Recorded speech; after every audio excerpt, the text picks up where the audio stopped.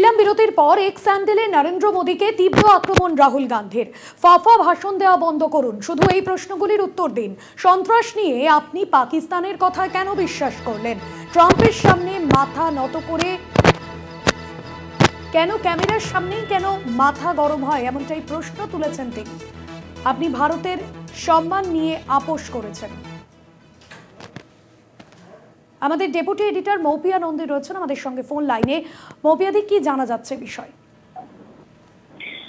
দেখো ভাস্বতী, আজকে প্রধানমন্ত্রী নরেন্দ্র মোদী তিনি যে বক্তব্য রেখেছেন, যেখানে তিনি বলেছেন যে সিঁদুর বারুদ হয়ে উঠেছে, যেখানে তিনি বলেছেন একই সঙ্গে যে শিরায় রক্ত নয়, শিরায় সিঁদুর বইছে, এরপর বিরোধীদের তরফ থেকে এই প্রশ্ন তোলা হচ্ছে যে বেশ কিছু ঘটনা তুলে ধরে তাদের তরফ থেকে এই প্রশ্ন তোলা হচ্ছে যে অপারেশন সিঁদুরকে নিয়ে কোথাও রাজনীতি করা হচ্ছে কিনা বা রাজনৈতিক ফায়দা তোলার চেষ্টা করা হচ্ছে কিনা।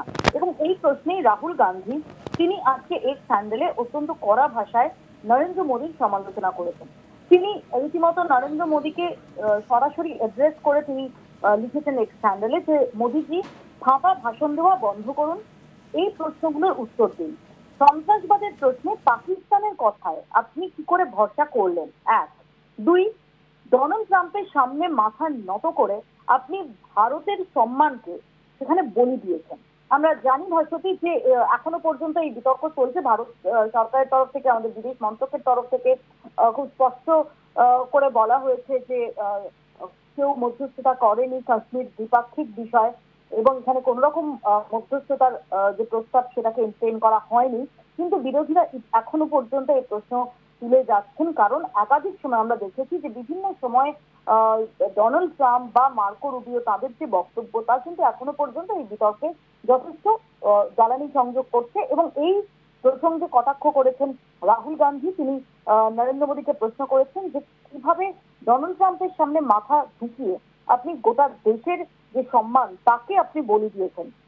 এবং এরপর অত্যন্ত ক্লেশাত্মক ৩ নম্বর পয়েন্টে অত্যন্ত ক্লেশাত্মক, অত্যন্ত ব্যঙ্গাত্মক, যেখানে রীতিমতো ব্যঙ্গ করে রাহুল গান্ধী বলছেন যে আপনার রক্ত ক্যামেরার সামনে কি করে গরম হয়ে ওঠে।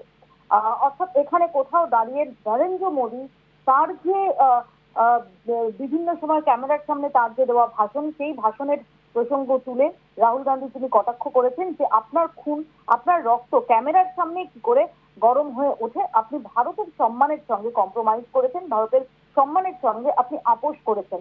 এভাবেই রাহুল গান্ধী তীব্র আক্রমণ করেছেন প্রধানমন্ত্রী নরেন্দ্র মোদীকে। ধন্যবাদ জানাবো মৌপিয়াদি।